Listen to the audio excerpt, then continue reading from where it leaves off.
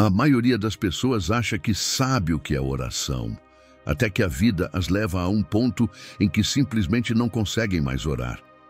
Palavras falham, emoções travam e o céu parece em silêncio.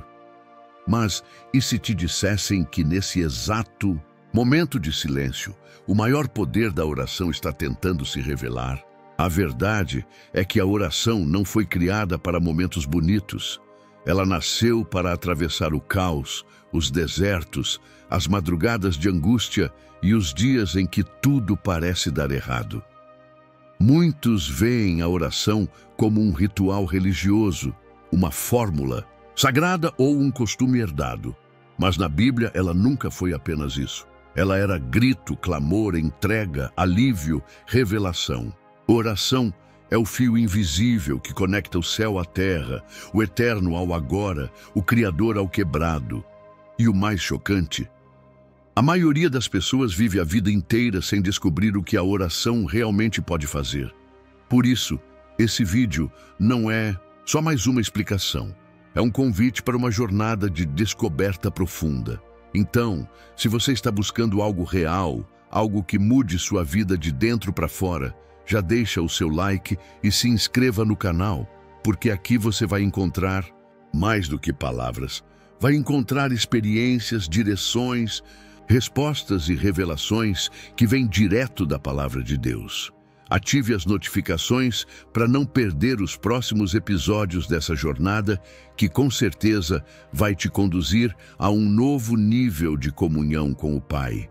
Você vai entender por que algumas orações são respondidas na hora, enquanto outras parecem se perder no vento. Vai descobrir por que certos personagens bíblicos moveram céus e reinos apenas com suas palavras.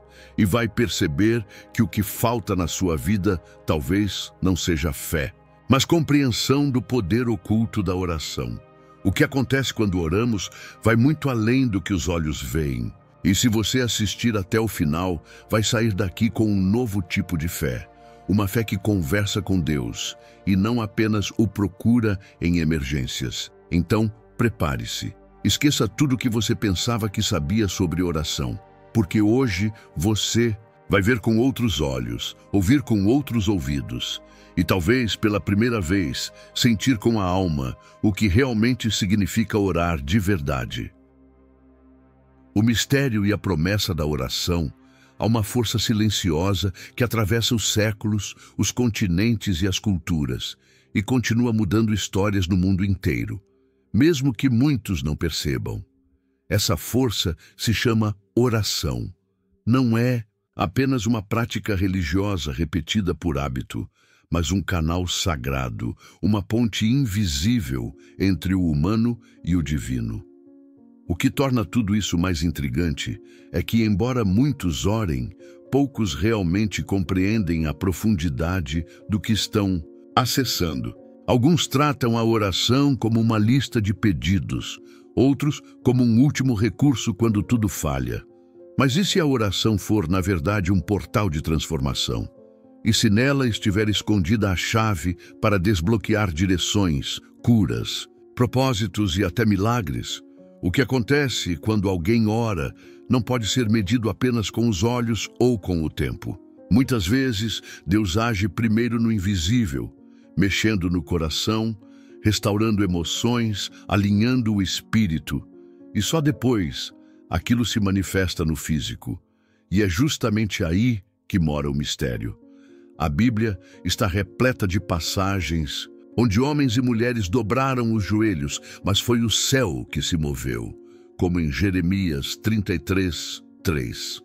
Clama a mim, e responder-te-ei, e anunciar-te-ei coisas grandes e ocultas que não sabes.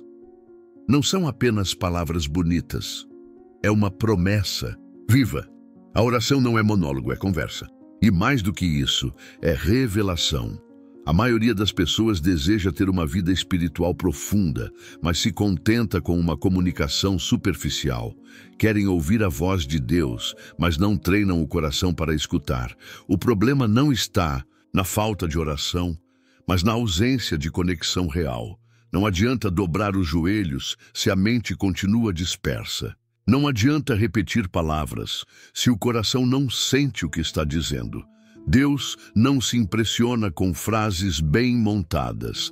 Ele se move por verdade, por entrega, por fé. Uma criança que diz, Jesus, me ajuda, com sinceridade, pode tocar mais o coração do Pai do que discursos longos recheados de ego. O segredo está em entender que oração não é uma transação, mas uma relação. Não é sobre convencer Deus a fazer algo, e sim permitir que Ele transforme quem ora. Pense em um casal apaixonado. Eles não conversam só para resolver problemas, mas porque desejam estar juntos. Assim também deve ser com Deus. Se a sua oração é apenas um momento formal, você está perdendo o melhor da jornada.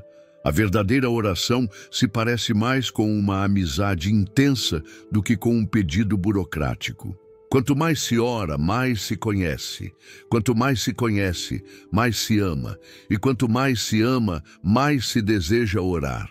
Se existe um poder oculto na oração, ele está em sua capacidade de alinhar o coração humano com os planos eternos de Deus. A pessoa que ora com frequência começa a enxergar o mundo de outra maneira.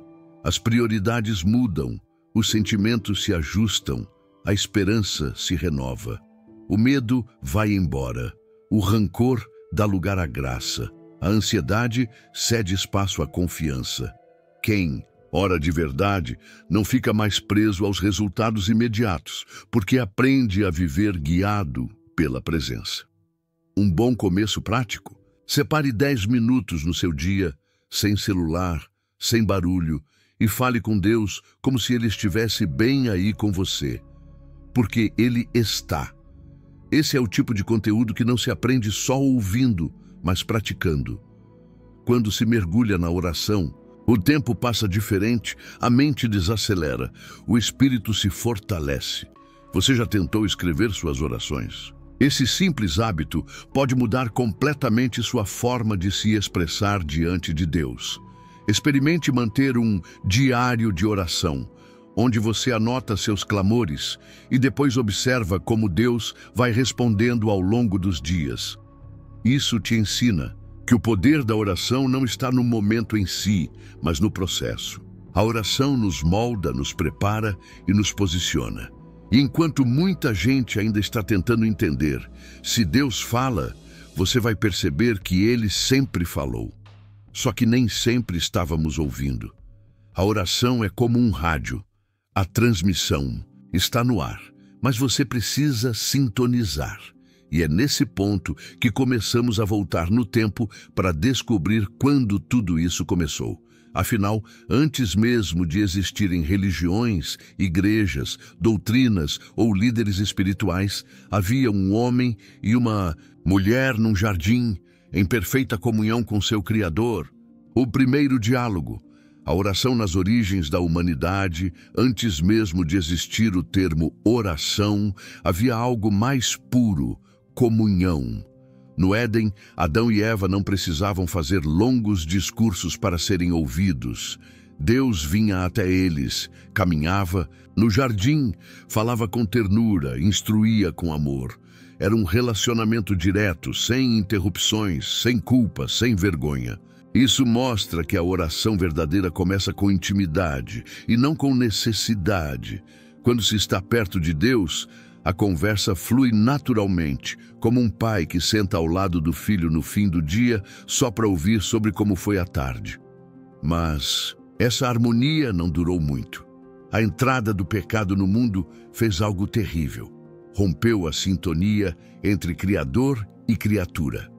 A primeira reação de Adão, após comer o fruto, foi se esconder. O diálogo foi interrompido pelo medo, pela culpa, pelo afastamento. Deus ainda os procurava. Adão, onde estás? Gênesis 3:9. Não porque não soubesse, mas porque o relacionamento havia sido quebrado. E é aí que nasce o clamor, a necessidade de reconexão. A oração passou a ser o caminho de volta. Já não era mais uma conversa leve à sombra das árvores, mas Um grito da alma que deseja restaurar a comunhão perdida. É por isso que, desde então, toda oração carrega em si uma saudade do Éden. No fundo, quando alguém ora, está dizendo: quero voltar para perto de ti. Mesmo quem não sabe exatamente o que dizer, quando fecha os olhos e suspira diante de Deus, está repetindo o movimento de Adão após a queda. Estou aqui, ainda que quebrado. A oração nasce da consciência de que há algo maior, mais puro, mais profundo, e que o coração não está completo sem isso. Não é apenas sobre pedir coisas, é sobre encontrar sentido, direção e restauração. Nos tempos modernos, onde tudo é rápido e automático, a oração parece ter perdido seu lugar. Mas quando voltamos ao Gênesis, somos lembrados de que orar não é apenas falar, é reaprender a caminhar com Deus. É reaprender a escutá-lo no silêncio, a percebê-lo nos detalhes, a permitir que ele nos mostre quem realmente somos. Um bom exercício é reservar um momento para caminhar em silêncio na natureza, sem música, sem celular, e apenas conversar com Deus como se estivesse ali do seu lado. Isso resgata algo que nossos primeiros pais tinham: presença. Mesmo depois da queda, Deus não cancelou o canal de comunicação. Ele fez vestes para Adão e Eva, os conduziu para fora do jardim, mas continuou falando. Isso nos ensina que, mesmo quando erramos, mesmo quando nos afastamos, ainda é possível recomeçar. A oração é essa linha que nunca se rompe totalmente. É a corda que nos puxa de volta quando estamos afundando. E quando a pessoa entende isso, ela para de se esconder e começa a se aproximar. Começa a ouvir mais do que falar, começa a se curar. Algumas pessoas dizem: mas eu não sei orar. A verdade é que a oração mais profunda nem sempre precisa de palavras. Um coração quebrantado vale mais do que 1000 frases bem articuladas. Se Adão e Eva, mesmo caídos, foram encontrados por Deus, isso significa que ninguém está longe demais. Que Deus continua perguntando, como no início: onde estás? E essa pergunta não é acusação, é convite. É como se o céu inteiro estivesse de braços abertos, esperando uma resposta. E é nessa resposta, muitas vezes tímida, às vezes em lágrimas, que a jornada de reconexão começa. A oração nas origens nos ensina que Deus nunca parou de buscar o ser humano. E se ele ainda procura, então há algo poderoso escondido nesse diálogo. Algo que foi se revelando mais intensamente nas gerações seguintes, como veremos quando os filhos de Adão e Eva oferecerem, cada um à sua maneira, o primeiro ato formal de oração da história humana. A oração de Abel e o silêncio de Caim pouco tempo depois da queda. O ser humano fez sua primeira tentativa registrada de se comunicar com Deus através da oferta. Abel e Caim, filhos de Adão e Eva, apresentaram suas dádivas ao Senhor. Mas havia algo além do que se via. Enquanto Caim entregou algo do fruto da terra, Abel ofereceu as primícias do seu rebanho, e isso mudou tudo. Deus aceitou a oferta de Abel e rejeitou a de Caim.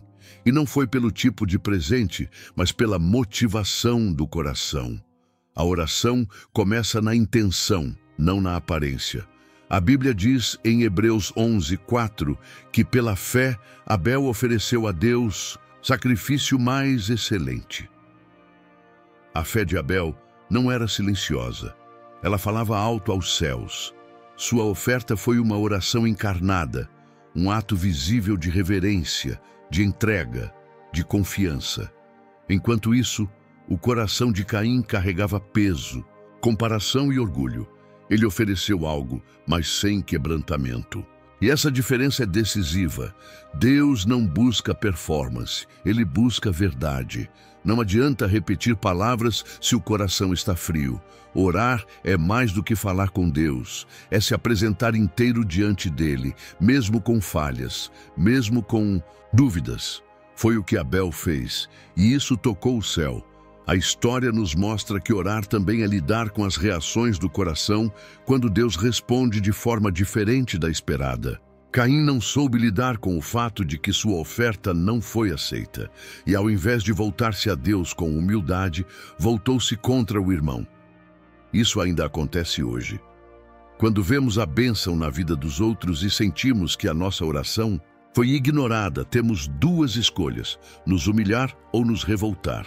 Caim escolheu o caminho da inveja, e essa escolha destruiu mais que um vínculo familiar. Ela cortou o laço com o próprio Deus. O silêncio de Caim diz muito. Ele não orou após a correção divina. Ele não pediu direção, ele não tentou restaurar, e isso é algo que muitas vezes se repete. Quando a oração parece não ser respondida como esperávamos, muitas pessoas simplesmente param de orar.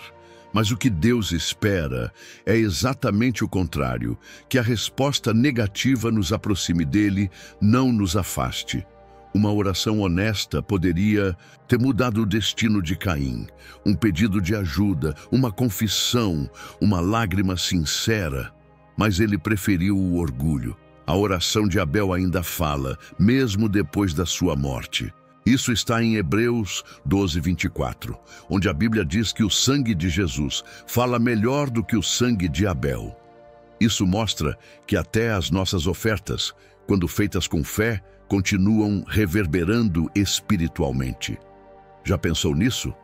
Às vezes, você faz algo em secreto, uma oração silenciosa, uma ajuda a alguém, um louvor íntimo, e isso permanece diante de Deus. Nada é em vão quando feito com um coração puro. A oração verdadeira é memória viva no céu.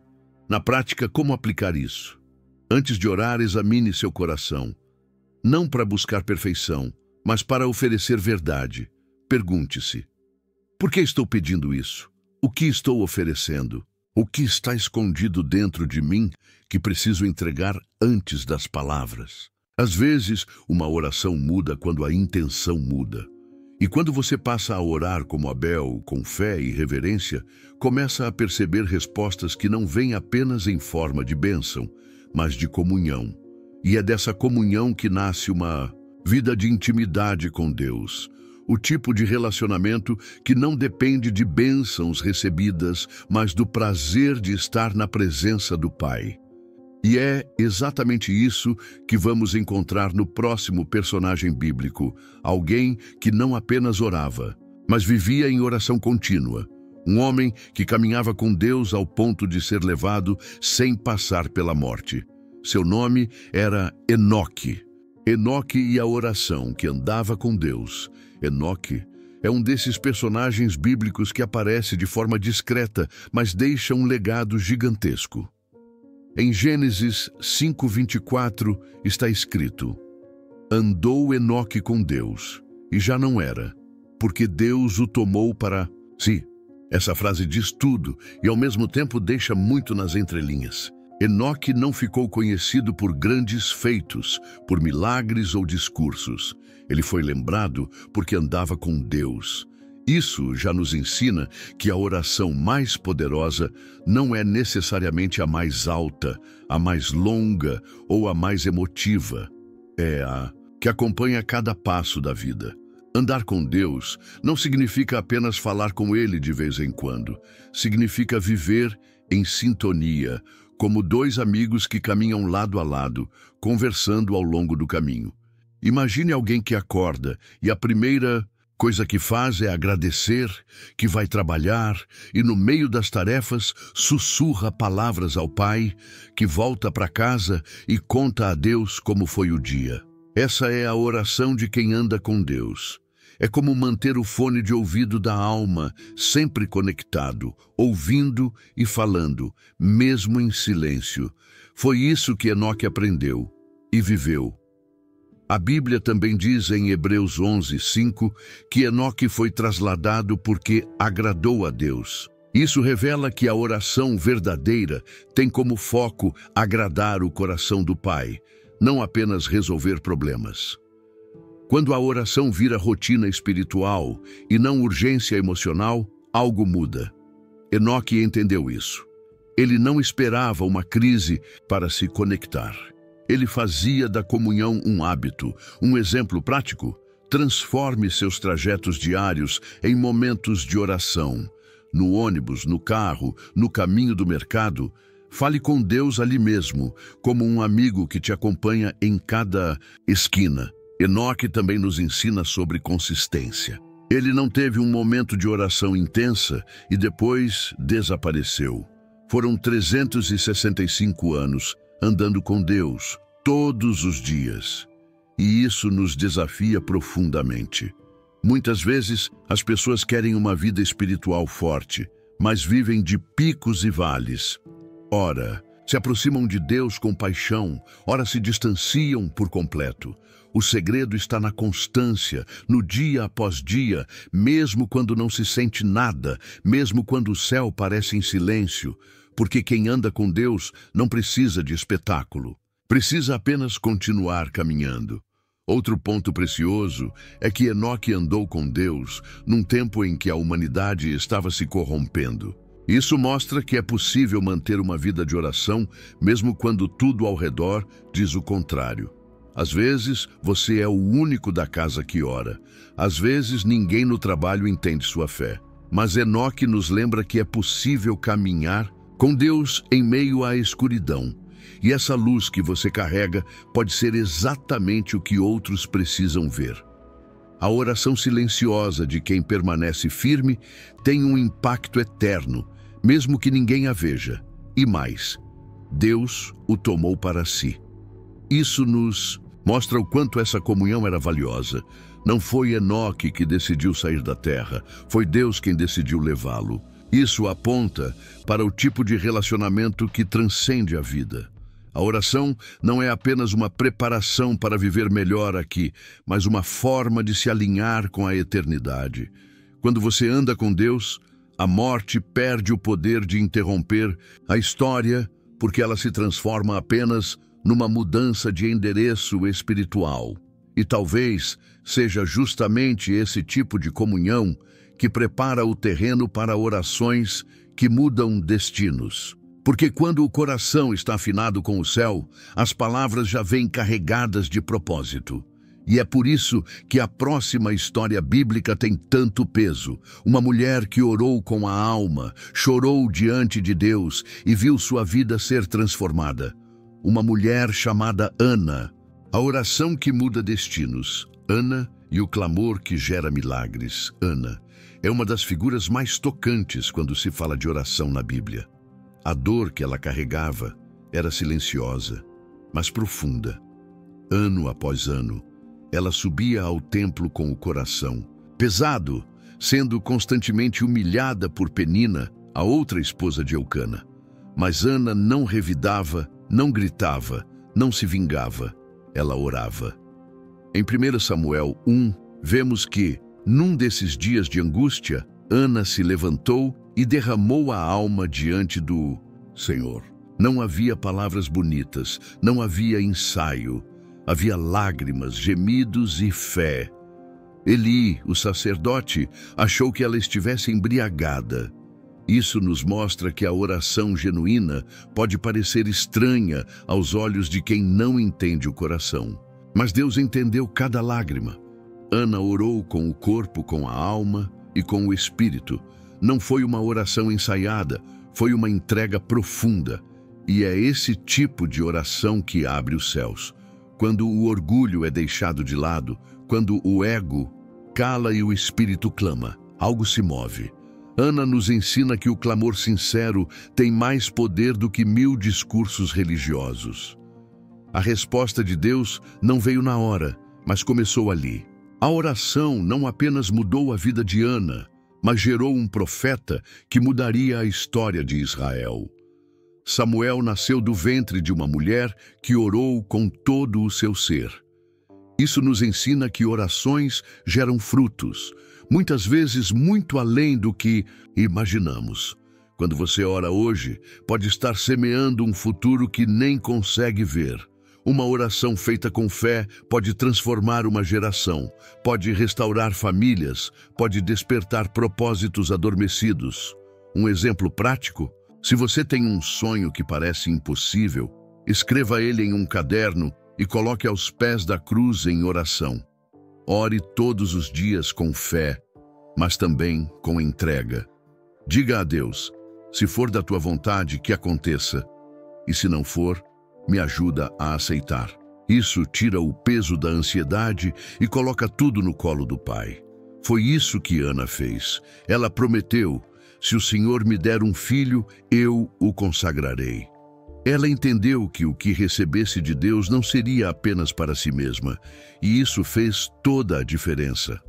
A oração de Ana nos mostra que fé e propósito caminham juntos.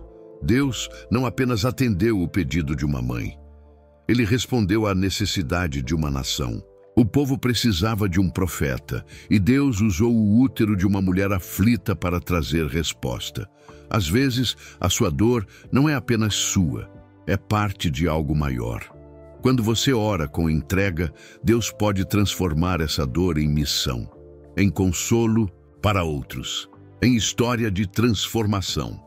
Porque onde há lágrimas e fé, o céu trabalha. Ana também nos ensina sobre cumprir promessas. Quando Samuel nasceu, ela não hesitou. Ela o levou ao templo, como havia prometido, e o entregou ao serviço do Senhor. Isso mostra maturidade espiritual. Muitas pessoas pedem bênçãos, mas quando recebem, esquecem de quem deu. Ana não esqueceu. Ela honrou sua oração, e essa fidelidade marcou sua vida. Não basta orar com intensidade, é preciso viver com integridade. Isso mantém o ciclo de bênção ativo. E é esse tipo de oração que prepara corações para algo ainda maior. Porque quando alguém aprende a ouvir a voz de Deus no meio do choro, também aprende a ouvir quando ele fala em meio à nuvem, ao fogo e ao monte. Como aconteceu com Moisés, um homem chamado para interceder não só por si, mas por todo um povo. Oração e obediência. Moisés no Monte Sinai. Moisés foi um dos maiores intercessores da Bíblia, mas seu poder em oração não vinha de palavras bonitas, e sim de obediência radical.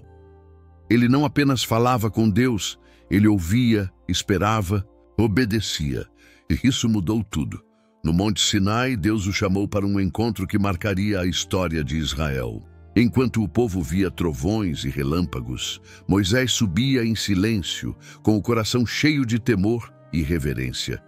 Ali, na presença de Deus, ele não buscava apenas revelações, ele buscava direção. E Deus respondia.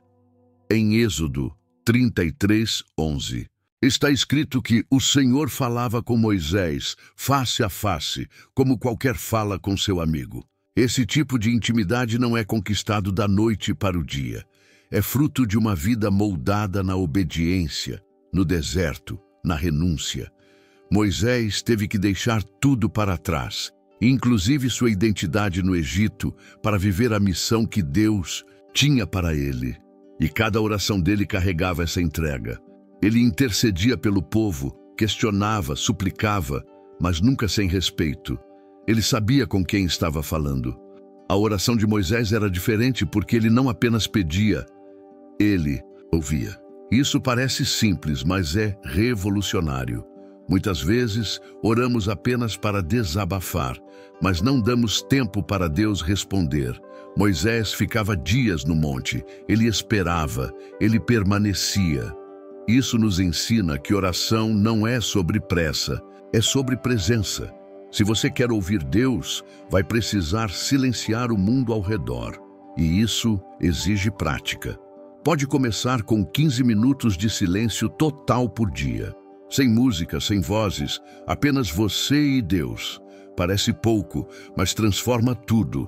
No Monte Sinai, Moisés recebeu os 10 mandamentos, mas também recebeu algo maior, autoridade espiritual. E isso veio da intimidade, da confiança construída pela oração contínua. As decisões que ele tomava vinham da direção que recebia nesse lugar secreto. E o mesmo pode acontecer com quem aprende a buscar a Deus antes de agir. Está em dúvida sobre algo?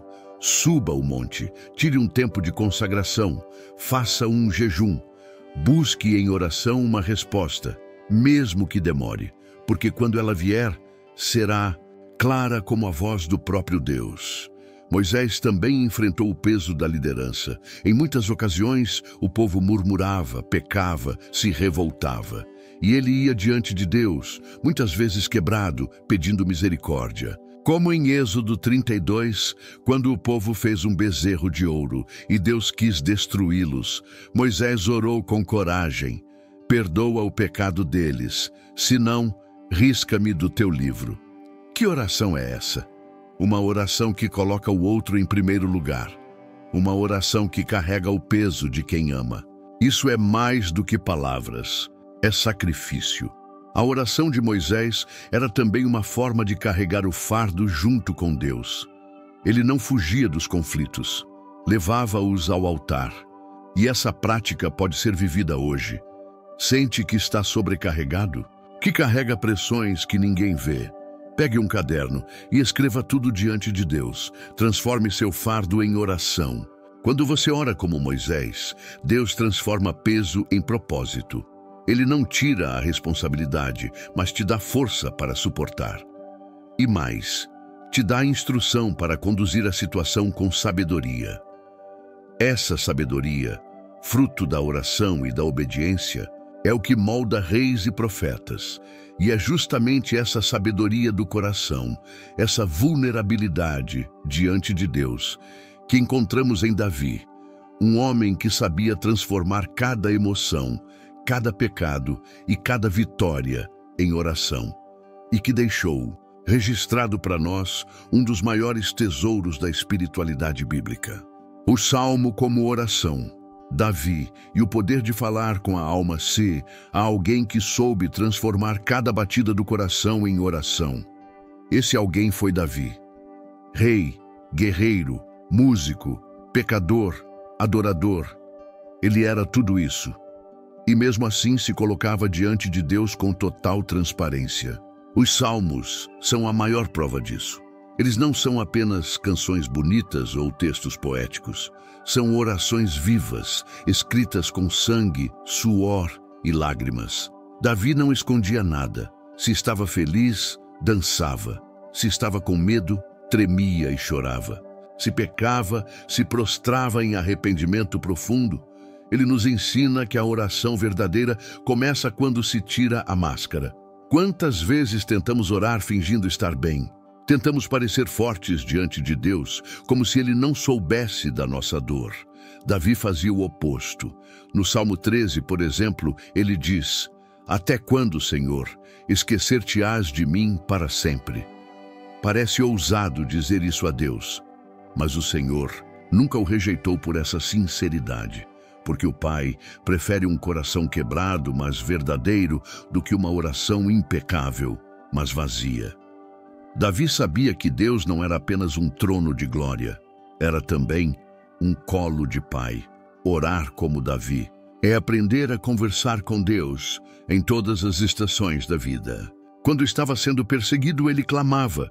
Quando vencia batalhas, ele agradecia. Quando errava, ele confessava. E o mais bonito é que, mesmo sendo rei, Davi nunca se colocou acima de Deus. Ele sabia quem era. Sabia que sem o Senhor nada podia. Isso se vê no Salmo 51, onde após pecar com Batseba, ele clama: cria em mim, ó Deus, um coração puro. Não pediu o trono de volta, pediu um novo coração. Você pode aplicar isso na vida criando o hábito de escrever seus próprios salmos. Sim, escreva como se estivesse falando com Deus, com dor, com alegria, com dúvida, com gratidão. Diga o que sente, mesmo que pareça bagunçado. Deus não se assusta com a sua confusão. Ele a transforma. E quanto mais você ora como Davi, mais aprende a ouvir sua alma. Mais entende o que está por trás da raiva, da ansiedade, da solidão. A oração te ajuda a se conhecer. E se conhecer diante de Deus é libertador. Outra coisa linda nos Salmos é que Davi misturava louvor com súplica. Ele podia começar reclamando e terminar adorando. Isso mostra que a oração é um processo de transformação interna. Às vezes você começa a orar carregado e termina leve. Começa sem saber o que dizer e termina chorando de alívio. Porque falar com Deus é como abrir uma janela na alma. O ar entra, a luz invade, a poeira começa a sair. Não tem fórmula certa. Tem entrega, tem verdade, tem fé. E mesmo nas orações em que Davi não recebia o que queria, ele permanecia. Porque orar para ele não era só pedir, era estar. E isso é revolucionário. Quando a oração deixa de ser ferramenta de troca e vira lugar de permanência, tudo muda. Davi não buscava Deus apenas pelo que ele podia fazer, mas porque ele era digno de ser buscado. E esse tipo de relacionamento gera raízes, gera intimidade, gera força para enfrentar desertos, guerras, traições e perseguições. Porque quem aprende a orar com a alma nunca fica só. E foi com essa fé bruta, esse clamor sincero, que homens como Elias também oraram, mas de uma forma ainda mais radical. Elias não apenas derramava a alma em oração, ele clamava ao ponto de o céu responder com fogo. Oração no desespero. Elias e o fogo que caiu do céu. A história de Elias no Monte Carmelo é uma das mais intensas demonstrações do poder da oração. Ali, diante de 450 profetas de Baal, Elias se colocou sozinho diante de Deus, em uma batalha espiritual que parecia impossível. Não havia gritos, nem alarde.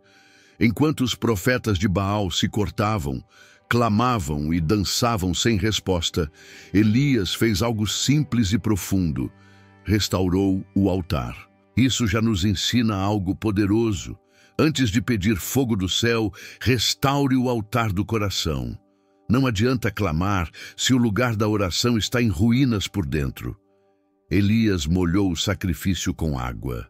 Um gesto ousado, aparentemente contraditório. Mas a fé verdadeira desafia a lógica. Ele sabia que Deus não depende de circunstâncias favoráveis para agir. E ao orar, ele disse: responde-me, Senhor, responde-me, para que este povo saiba que tu, Senhor, és Deus. 1 Reis 18:37. A oração de Elias não era para sua glória pessoal, era para que Deus fosse conhecido. Isso muda tudo.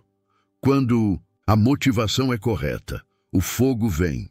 Quando o coração está alinhado com os céus, a resposta chega com poder. O fogo caiu e consumiu o sacrifício, a água, as pedras, tudo.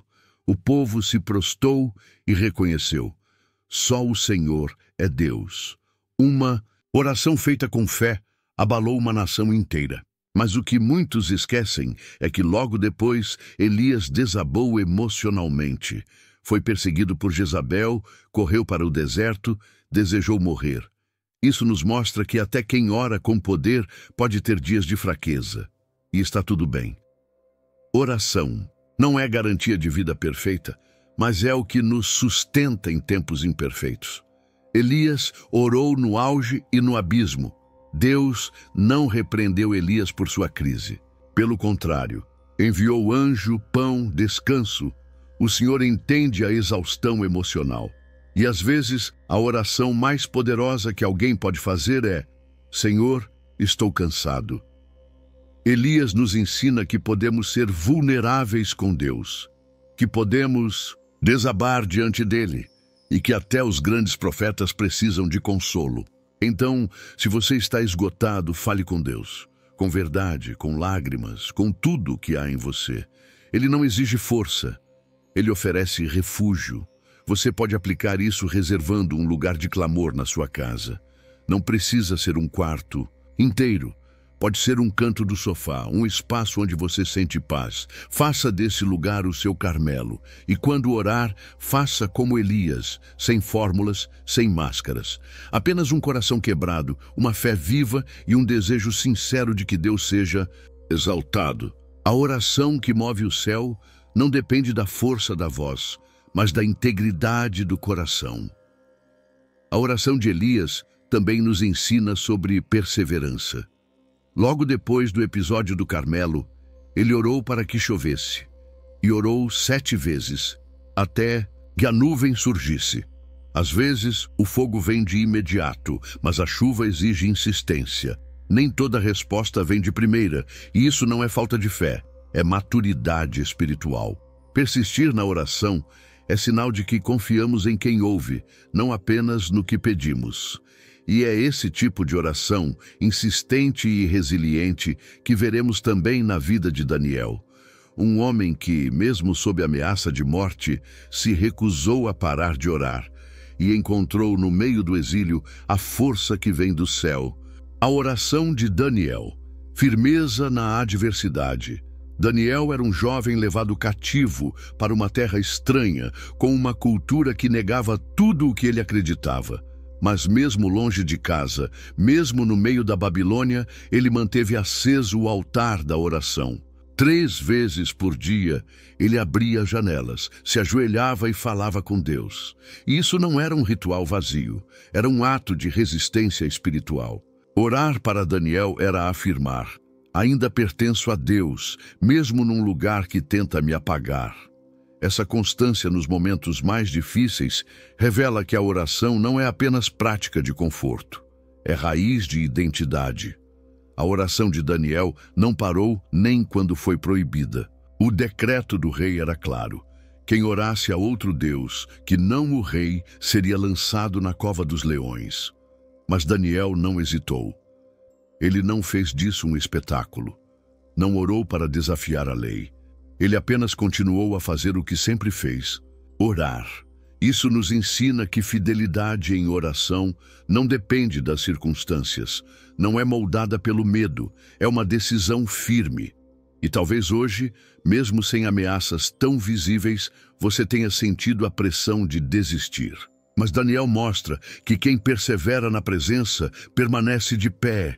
E o mais impactante é que Deus não impediu que Daniel fosse lançado na cova. A oração não o livrou da prova, o livrou na prova. Os leões estavam lá, o frio da noite também, mas Deus estava com ele. Isso muda tudo. Muitas vezes queremos que a oração nos tire do vale, mas há orações que servem para nos fortalecer no vale.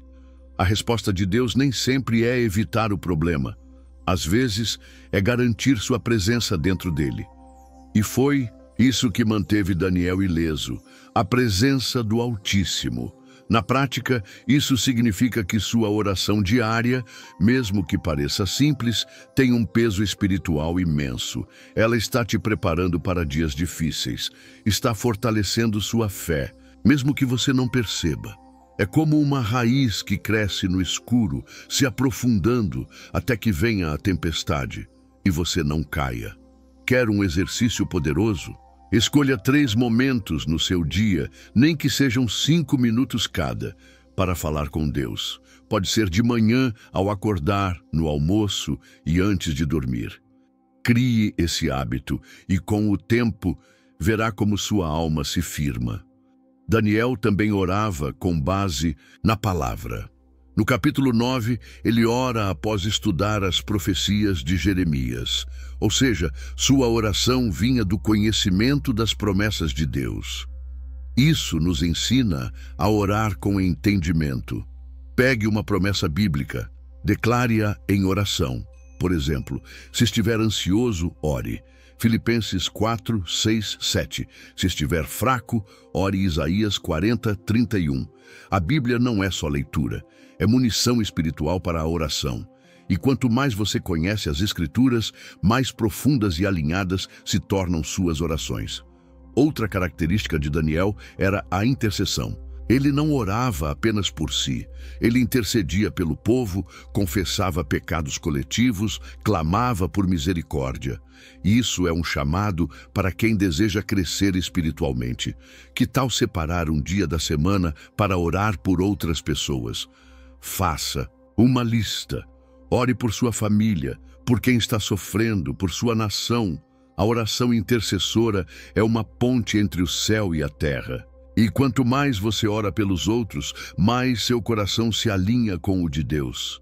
E é justamente esse coração sensível, capaz de sentir o peso do céu, que encontramos também nos profetas. Homens como Jeremias, Isaías e Ezequiel, que choravam, clamavam e até lamentavam, não por fraqueza, mas por amor. A escola de oração dos profetas, Jeremias, Isaías e Ezequiel, os profetas, não apenas falavam por Deus, eles falavam com Deus. A oração para eles não era algo separado da missão, era parte do chamado, parte do fardo, parte da entrega.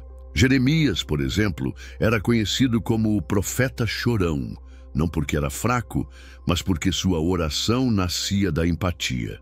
Ele sentia a dor do povo, o peso do pecado, o clamor do céu. No capítulo 20, ele chega a desabafar. Fui seduzido, Senhor, e me deixei seduzir. Isso mostra que orar também é ser real, é não fingir força onde há cansaço. Isaías, por sua vez, teve uma visão que o levou direto ao chão. Em Isaías 6, ele vê o Senhor exaltado e sua reação é imediata. Ai de mim, estou perdido.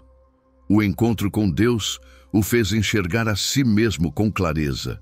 E esse é um dos efeitos mais profundos da oração. Ela revela quem somos diante da santidade divina. A oração não é apenas para mudar circunstâncias, é para nos transformar. Isaías foi tocado com uma brasa viva, e dali saiu com um chamado: eis-me aqui, envia-me. Isso nos ensina que orar pode ser perigoso, porque Deus pode responder com uma missão. Já Ezequiel orava e via visões que mexiam com os sentidos. Ele era levado pelo Espírito a lugares espirituais profundos, onde ouvia a voz de Deus e via realidades invisíveis aos olhos comuns. No capítulo 37, ele recebe uma palavra sobre um vale de ossos secos, e a oração ali não era um simples clamor, era profecia. Deus pergunta: Filho do homem, poderão viver estes ossos? Ezequiel responde com reverência: Tu o sabes. Isso mostra que orar é também escutar, é reconhecer que só Deus conhece o todo, mesmo quando estamos cercados de morte, caos ou silêncio. Os profetas também nos ensinam que a oração é, muitas vezes, solitária. Eles não eram populares. Muitas vezes eram rejeitados, perseguidos, ignorados. Mas mesmo assim oravam. Oravam em prisões, em desertos, em cavernas, em meio às lágrimas. Isso nos confronta. Será que continuamos orando mesmo quando não vemos resultados? Mesmo quando ninguém nos aplaude ou compreende?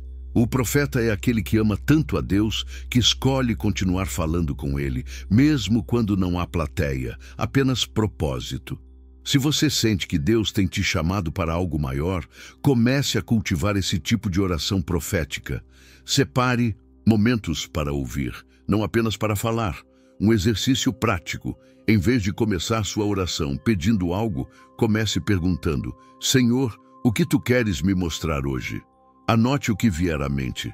Leia passagens como Jeremias 1, Isaías 58 ou Ezequiel 3 e ore sobre elas. Isso vai afinar seus ouvidos espirituais e despertar um senso de missão que talvez você ainda nem tenha percebido. Os profetas também nos mostram que a oração carrega lágrimas. Eles choravam pelo povo, eles sentiam o que Deus sentia, e isso é uma dimensão rara da espiritualidade. Não se trata de emoções soltas, mas de empatia espiritual. Quando foi a última vez que você orou por alguém com lágrimas nos olhos? Quando foi que sentiu o peso da dor do outro ao ponto de interceder como se fosse sua? Isso é oração profética, quando a sua alma se alinha com a compaixão do céu. E é esse nível de intimidade e entrega que encontramos plenamente revelado em Jesus. Nele, oração e obediência, missão e comunhão estavam entrelaçados em cada gesto. Ele não apenas ensinou sobre oração, ele a viveu com intensidade e nos convidou a orar como filhos. Oração de Jesus. A conexão perfeita com o Pai Jesus não apenas orava, ele vivia em oração. Cada passo, cada milagre, cada decisão era precedida por momentos de profunda comunhão com o Pai. E isso é surpreendente, porque se o próprio Filho de Deus sentia a necessidade de orar constantemente, quanto mais nós. Em Lucas 5,16, lemos que Jesus retirava-se para lugares solitários e orava. Mesmo rodeado por multidões, ele fazia questão de buscar o silêncio. Isso revela que a oração não era um ritual, mas um refúgio, um lugar onde ele se alinhava, recarregava e recebia direção. Jesus orava antes de grandes eventos, como quando escolheu os discípulos. Orava em momentos de alegria, como ao agradecer pelos pães e peixes, mas também orava em lágrimas, como no Getsêmani. Ali sua oração foi crua, intensa, real. Pai, se possível, passa de mim este cálice, mas que não seja feita a minha vontade, e sim a tua. Lucas 22:42. Essa frase nos ensina que a oração mais poderosa é aquela que entrega. Jesus não orou para escapar da cruz, orou para vencer nela. E isso é profundo, porque às vezes orar não é mudar a situação, é ser fortalecido para atravessá-la. E o mais impressionante, Jesus ensinou seus discípulos a orar, não com palavras complexas, mas com simplicidade e profundidade. O Pai Nosso é mais do que uma oração decorada. É uma estrutura espiritual que ensina honra, rendição, provisão, perdão, proteção e adoração. Ao dizer Pai Nosso, ele nos ensinou que Deus é próximo, íntimo, acessível. Isso foi revolucionário. Até então, Deus era visto como distante e temido. Jesus o chamou de Pai e nos ensinou a fazer o mesmo. Isso muda tudo. Na prática, orar como Jesus é orar com o coração disponível. É buscar momentos a sós com o Pai, mesmo na correria. Você pode acordar 10 minutos mais cedo, sentar no chão do quarto, fechar os olhos e começar com um simples Pai, estou aqui, e deixar a conversa fluir. Pode usar o Pai Nosso como base, mas colocar suas palavras, seus sentimentos. A oração não precisa ser longa, mas precisa ser verdadeira. É essa honestidade que Deus procura. E é nela que você encontra paz, direção e alívio. Jesus também nos ensinou que a oração tem poder para vencer a tentação. Quando ele disse aos discípulos, vigiai e orai, para que não entreis em tentação, estava mostrando que oração é proteção. Muitas quedas espirituais acontecem porque deixamos de orar, não porque Deus se afastou, mas porque perdemos o foco. Orar é como afiar uma espada. Sem oração, a batalha é mais difícil. Com ela, a força, resistência, discernimento. Orar é vigiar com o espírito desperto, e mesmo na cruz, Jesus orou. Pai, perdoa-lhes, pois não sabem o que fazem. Quem ora com frequência não ora apenas por si, ora até pelos que o ferem. Isso é oração em sua forma mais elevada. É transcendência, é amar mesmo quando dói. E isso só é possível quando a oração molda o coração com o amor do próprio Cristo. Orar como Jesus é permitir que a presença de Deus seja mais forte que as circunstâncias.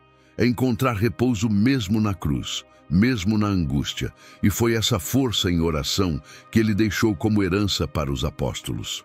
Após a ressurreição, a igreja primitiva nasceu de um grupo que orava unido.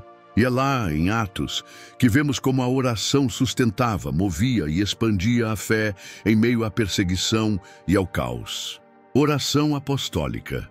A força por trás da igreja primitiva. Quando Jesus ascendeu aos céus, os discípulos poderiam ter se dispersado, confusos e amedrontados.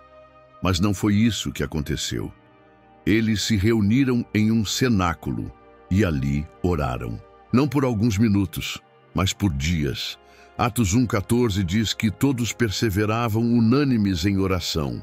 Esse foi o verdadeiro nascimento da igreja. A oração foi o solo fértil onde o Espírito Santo desceu no Pentecostes. Foi ali, no clamor coletivo, que a promessa se cumpriu. E esse modelo se repetiu em cada passo da igreja primitiva. Atos 2:42. Deixa claro: e perseveravam na doutrina dos apóstolos, na comunhão, no partir do pão e nas orações. A oração não era um acessório, era o alicerce. Eles não se reuniam apenas para aprender, mas para buscar juntos. E o resultado disso era explosivo. Milagres aconteciam, vidas eram transformadas, coragem brotava. A oração coletiva gerava poder coletivo. Isso nos ensina que há uma força sobrenatural quando nos unimos com outros irmãos para orar, mesmo que seja em grupos pequenos, em casa ou online. Pedro, por exemplo, estava preso e prestes a ser executado, mas a igreja orava por ele sem cessar. E um anjo veio libertá-lo. Atos 12. O detalhe é que a oração não mudou a perseguição. Ela manteve viva a fé no meio dela. Isso é algo essencial para os dias de hoje. A oração não serve apenas para evitar tempestades. Ela serve para manter firme o barco quando as ondas crescem. Se você sente que está numa prisão emocional ou espiritual, reúna alguns amigos e intercedam juntos. Deus ainda envia libertação. Paulo também vivia em oração. Ele orava por cada igreja, por cada discípulo, mesmo quando estava acorrentado. Suas cartas são repletas de intercessão. Ele dizia: não cesso de dar graças por vós, fazendo menção de vós nas minhas orações. Efésios 1:16. Isso mostra que orar não exige liberdade física, mas disposição de alma. Você pode estar limitado por fora, mas completamente livre por dentro. Se estiver doente, sem forças para falar, apenas pense em Deus. Sussurre, escreva. A oração se adapta, mas nunca deixa de ser eficaz. A igreja primitiva também jejuava e orava antes de tomar decisões. Em Atos 13, antes de enviarem Barnabé e Saulo, eles jejuaram, oraram e ouviram a voz do Espírito. Esse modelo nos ensina a não agir com pressa. Antes de grandes decisões, mudar de cidade, iniciar um relacionamento, aceitar um projeto, ore. Coloque diante de Deus. Peça confirmação. A oração apostólica era prática, estratégica e guiada pelo Espírito. Era uma bússola, e ainda pode ser. Outro ponto marcante era que a oração deles vinha acompanhada de ação. Eles não apenas pediam por provisão, eles repartiam o que tinham. Não apenas oravam por cura, eles impunham as mãos com fé. A oração verdadeira gera movimento, ela tira da inércia. Se você tem orado por mudança, pergunte também: Senhor, o que eu posso fazer com aquilo que orei? Porque muitas vezes a resposta de Deus começa quando nos levantamos e agimos com fé. E esse mover de oração, fé e ação se tornaria essencial diante dos próximos desafios. A igreja logo enfrentaria resistências ainda maiores, espirituais e humanas, e para isso eles precisariam aprender a lutar não com espadas, mas com armas invisíveis, forjadas no fogo da oração. Oração e batalha espiritual. A guerra invisível. Vida cristã não é uma caminhada tranquila por um campo florido. É um campo de batalha espiritual. E a principal arma nessa guerra invisível é a oração. Paulo deixa isso claro em Efésios 6, onde fala da armadura de Deus. Ele encerra a lista com um alerta poderoso: orando em todo tempo com toda oração e súplica no Espírito. Efésios 6:18. Isso mostra que a oração não é apenas proteção, é ofensiva. É como lançar flechas espirituais contra as trevas. Quem ora não está fugindo da batalha, está enfrentando o inimigo com autoridade. Muitos acreditam que a oração serve apenas para momentos de necessidade. Mas a verdade é que ela é o fôlego da alma em meio à guerra. Quando você ora, seus olhos espirituais se abrem. Você enxerga o que os olhos naturais não veem. A ansiedade é muitas vezes o reflexo de uma guerra invisível. O desânimo repentino, o medo sem motivo, a confusão sem explicação. Tudo isso pode ser sinal de um ataque espiritual. E nesses momentos, não basta tentar resolver com lógica. É preciso entrar no secreto, fechar a porta e guerrear de joelhos. Jesus mesmo disse em Mateus 26:41, vigiai e orai, para que não entreis em tentação. Vigiar é estar atento, orar é estar fortalecido. Quando você une as duas coisas, se torna inabalável. Não significa que não será atacado, mas que não será derrubado. Um cristão que ora com constância tem discernimento. Sabe quando o problema é natural e quando é espiritual. Sabe quando é hora de falar e quando é hora de calar e orar. Isso é maturidade na guerra espiritual. E ela se conquista com prática, não apenas com teoria. Uma forma prática de se posicionar espiritualmente é orar com a palavra. Declare versículos em voz alta, como se estivesse empunhando uma espada. Por exemplo, maior é o que está em mim do que o que está no mundo. 1 João 4:4. Ou nenhuma arma forjada contra mim prosperará. Isaías 54:17. Essas não são palavras soltas, são decretos espirituais. Quando alinhadas com fé e oração, elas têm poder para silenciar o inferno. Coloque louvores em sua casa. Declare a palavra. Expulse a opressão com autoridade. Outra chave importante é a intercessão. Quando você ora por alguém, está entrando em guerra por aquela vida. E isso não é simbólico, é real. Interceder é como levantar escudos espirituais ao redor de quem está fraco. Se conhece alguém passando por crises, por lutas espirituais ou emocionais, separe um tempo para clamar por ela.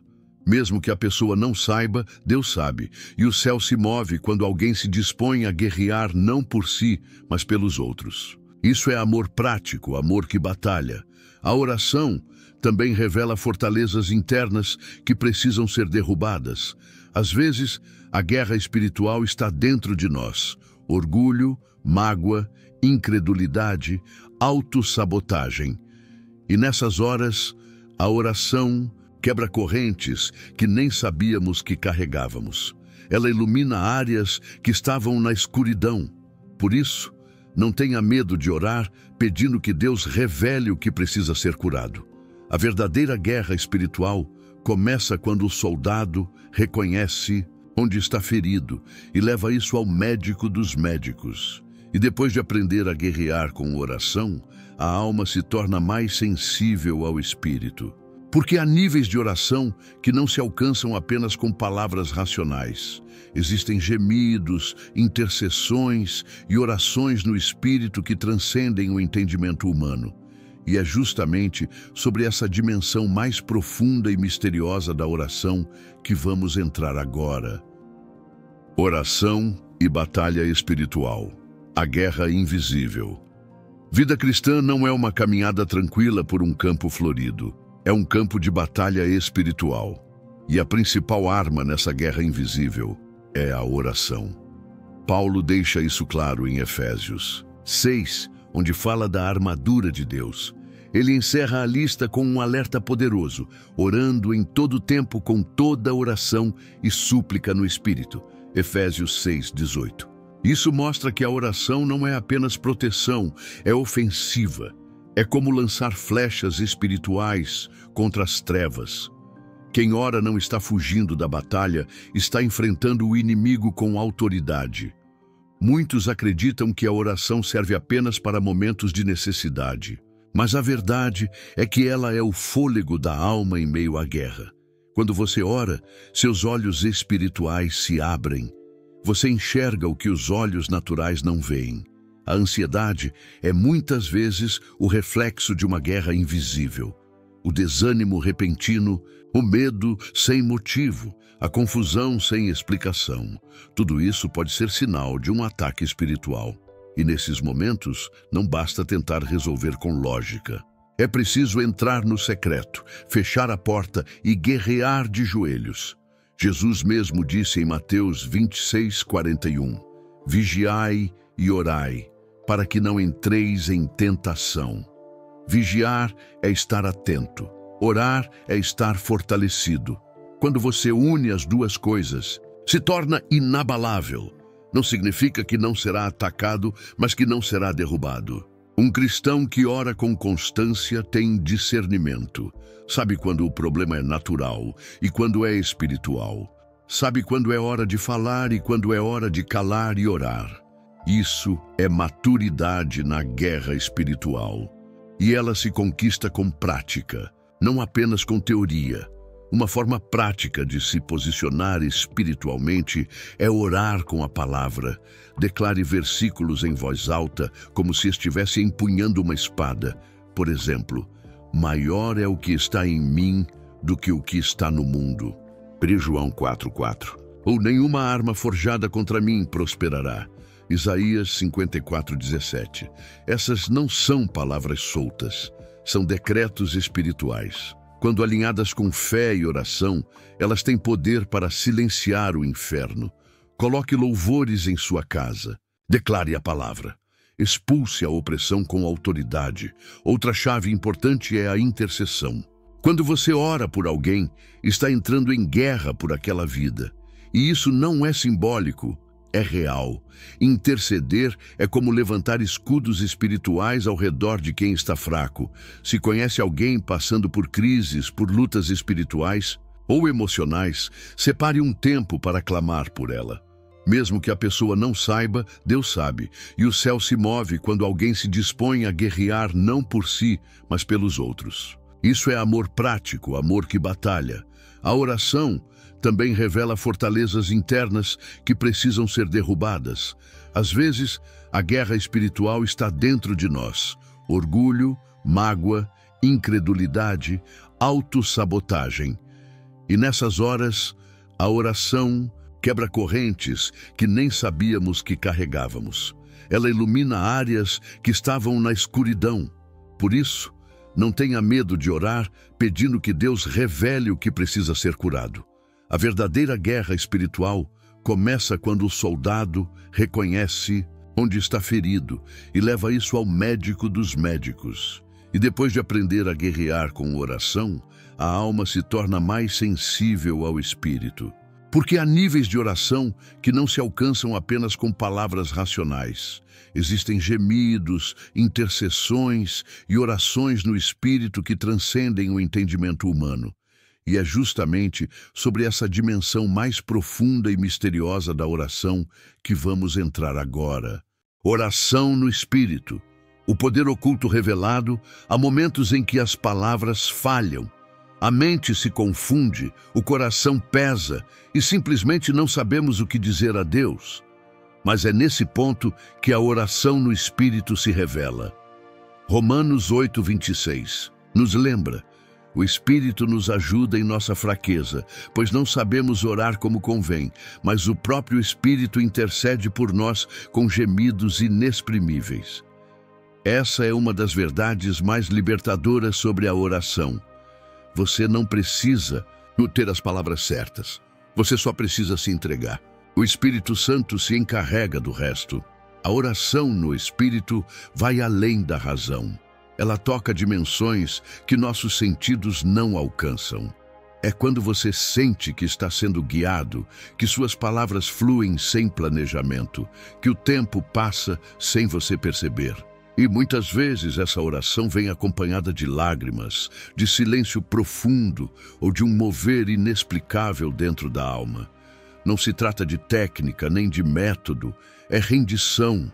É confiar que Deus entende o que o coração não consegue expressar com a boca. Alguns experimentam esse mover por meio do dom de línguas, como relatado em Atos 2, 1 Coríntios 14 e outros textos. As línguas não são um show espiritual, são uma ferramenta de edificação pessoal e de intercessão profunda. Paulo diz que quem fala em línguas edifica a si mesmo. 1 Coríntios 14, 4. Isso significa que existe uma oração que fortalece diretamente o espírito, que edifica por dentro, mesmo que a mente não compreenda. E essa prática feita com reverência e discernimento é poderosa. Mas mesmo quem não tem o dom de línguas pode orar no espírito. Basta deixar de lado o controle e deixar o Espírito conduzir.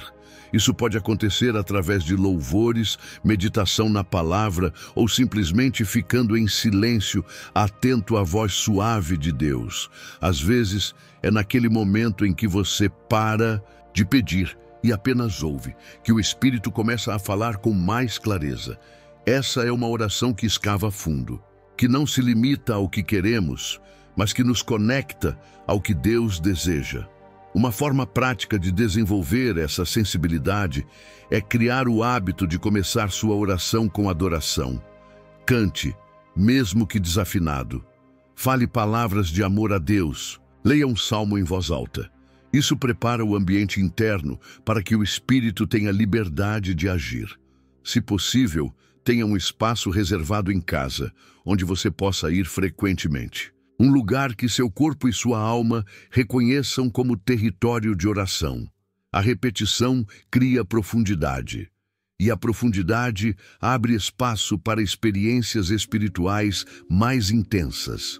A oração no Espírito também nos capacita para orar por coisas que nem sabemos que precisamos. Muitas vezes pedimos pelo alívio da dor, mas o Espírito intercede por cura profunda. Pedimos por bênçãos externas e Ele intercede por transformação interna. Isso nos ajuda a entender que orar no Espírito é confiar mais no que Deus sabe do que no que achamos que precisamos.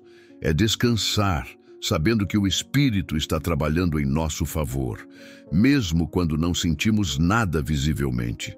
E ao mergulhar nessa dimensão, muitas respostas que pareciam distantes começam a emergir com clareza. O coração se alinha, as distrações se dissipam, o relacionamento com Deus se intensifica. Mas mesmo nessa profundidade, há barreiras que podem tentar impedir o fluir dessa oração. E para que a oração seja realmente eficaz, é necessário entender por que, às vezes, mesmo orando, não vemos resposta. Obstáculos à oração.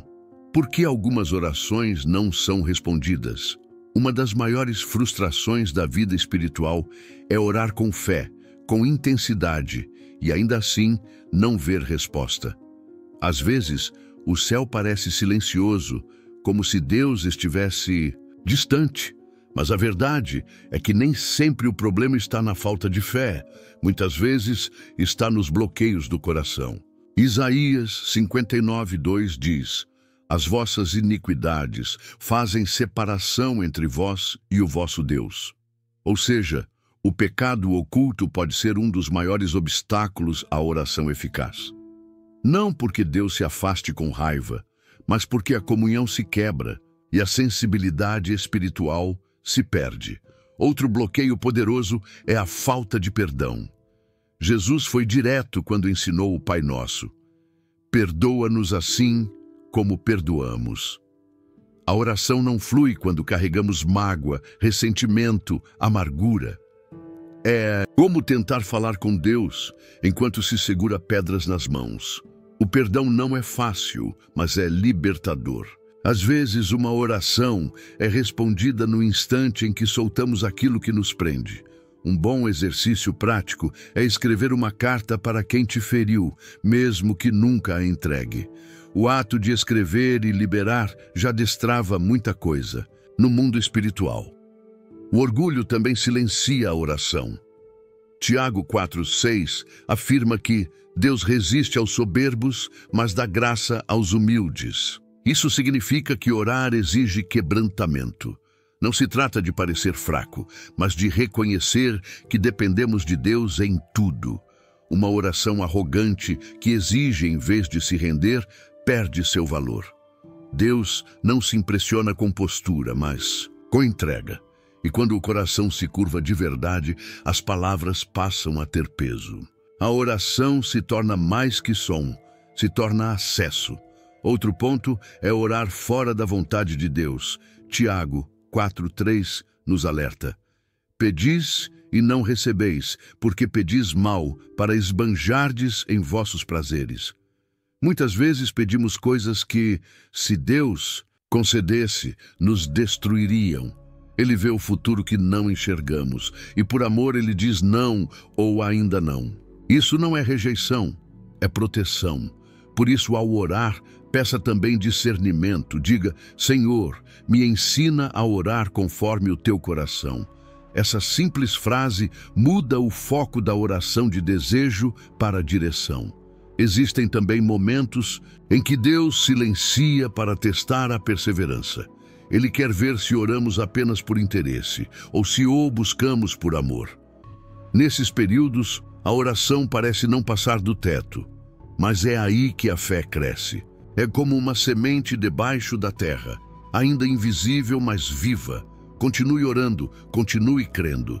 Leia Lucas 18, onde Jesus conta a parábola da viúva persistente, justamente para ensinar que devemos orar sempre e nunca desfalecer.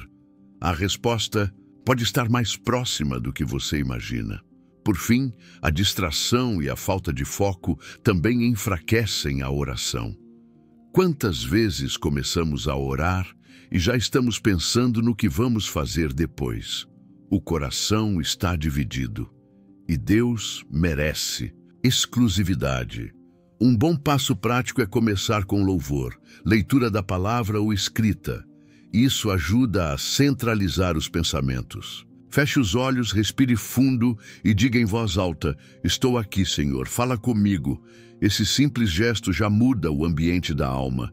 A oração se torna viva quando a mente se aquieta. E quando esses obstáculos começam a cair, o canal se abre, o coração volta a ouvir. O espírito se alinha, e nesse ponto a oração deixa de ser apenas um momento do dia e passa a ser um estilo de vida, um estado constante de comunhão com o Pai. E é exatamente sobre isso que vamos falar a seguir. Vivendo uma vida de oração autêntica e transformadora, orar não pode ser apenas uma prática ocasional, um gesto reservado para momentos de crise ou de culto. Orar é respirar com a alma. E viver uma vida de oração significa transformar cada parte do dia em uma oportunidade de conexão com o divino. Não se trata de estar sempre de joelhos, mas de estar sempre consciente da presença de Deus. Quando você dirige, quando trabalha, quando descansa, Ele está ali. E com o tempo, a oração deixa de ser um evento e se torna uma atmosfera. Um lugar interno onde você habita e onde Deus te encontra. A vida de oração autêntica é marcada por constância, não por perfeição. Haverá dias em que as palavras fluirão como rios e outros em que você mal conseguirá dizer Pai. Mas é exatamente aí que a transformação acontece. Não é sobre orar bonito, é sobre orar real. E com o tempo, essa constância gera raízes profundas. A pessoa começa a ver mudanças sutis no comportamento, na forma de pensar, no modo como responde ao sofrimento. Porque orar diariamente é permitir que Deus reescreva nossos pensamentos com a linguagem do céu. Para tornar isso prático, você pode criar pequenos rituais sagrados no seu cotidiano. Comece e termine o dia com oração. Separe 2 minutos entre uma tarefa e outra para respirar fundo e dizer algo ao Pai. Coloque lembretes com versículos na geladeira, no espelho, no celular. Tenha um cantinho onde você ora, mesmo que seja apenas uma cadeira com uma Bíblia sobre ela. O ambiente ajuda a mente a se lembrar do sagrado, e aos poucos esse hábito se enraiza e a oração se torna como o pulsar do coração. Constante, invisível, essencial. A transformação acontece não apenas no interior, mas nas relações. Quem ora constantemente se torna mais sensível ao próximo, mais pronto a perdoar, mais generoso. Porque quanto mais se convive com Deus, mais se passa a agir como Ele. As reações mudam, a paciência aumenta, a sabedoria se manifesta nos detalhes. É por isso que pessoas que oram muito nem sempre falam muito, mas suas palavras carregam peso, porque foram lapidadas no secreto, no lugar onde só o Espírito Santo ouve. E o mais lindo é que quanto mais se ora, mais se deseja orar. O coração se expande, a alma se apega. Já não se trata de disciplina, mas de desejo. Já não se busca apenas respostas, busca-se presença. Já não se fala apenas sobre oração, vive-se nela. Como diz o Salmo 42:1, assim como o cervo anseia pelas águas correntes, a minha alma anseia por ti, ó Deus. É nesse anseio que a alma encontra descanso, porque oração não é só clamor, é consolo, não é só busca, é encontro. E viver assim transforma o modo como enfrentamos o mundo, porque a vida de oração nos blinda contra a pressa, a superficialidade e a frieza espiritual. Nos tornamos conscientes da eternidade em meio ao cotidiano. Sentimos Deus nas pequenas coisas, num olhar, num silêncio, numa brisa. E esse tipo de vida atrai. Pessoas se aproximam, sentem paz, querem entender, porque quem vive uma vida de oração carrega uma luz que não se apaga. Uma luz que não é sua, é reflexo da presença, e é essa presença contínua que dá sentido a tudo. A vida deixa de ser apenas sobrevivência e se torna missão, uma missão regada pelo diálogo com o Criador. E agora que você entendeu o poder, os segredos e os caminhos da oração, é hora de dar um passo além, porque há ainda mais profundidade esperando por você, muito mais do que os olhos podem ver. Agora que você ouviu tudo isso, pare por um instante e pense como tem sido a sua vida de oração. Você ora porque sente ou só quando precisa? Está se aproximando de Deus como um filho ou tratando a oração como uma transação de pedidos? Talvez esse vídeo tenha te confrontado. Talvez tenha tocado áreas que você nem lembrava mais. E isso é bom, porque o Espírito Santo começa a agir exatamente quando a gente deixa de fingir e começa a se abrir. A grande verdade é que a oração que transforma não é a que impressiona os outros, é a que transforma você por dentro. Então eu te pergunto, qual vai ser sua decisão depois de tudo que aprendeu? Vai continuar vivendo no automático, deixando a oração como último recurso? Ou vai começar hoje mesmo a construir uma vida de comunhão real com Deus, onde o céu não é mais um lugar distante, mas um relacionamento vivo e constante?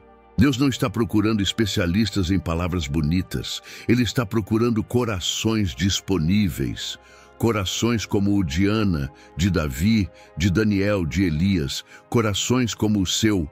E se você sentiu algo diferente nesse conteúdo, se algo acendeu aí dentro, então não ignore esse chamado. Volte, anote, reveja os tópicos. Ore de forma simples, honesta, intensa. Transforme sua casa em altar, sua rotina em culto, sua dor em clamor, sua fé em ação. Agora me conta nos comentários, qual dessas histórias te tocou mais profundamente? Qual prática de oração você vai começar a aplicar a partir de hoje? Compartilhe sua resposta, porque pode ser exatamente ela que vai inspirar alguém que está lendo. E se esse conteúdo falou com você, se inscreva no canal, ative o sininho das notificações e acompanhe essa jornada com a gente. Aqui, a gente não só ensina, a gente caminha junto.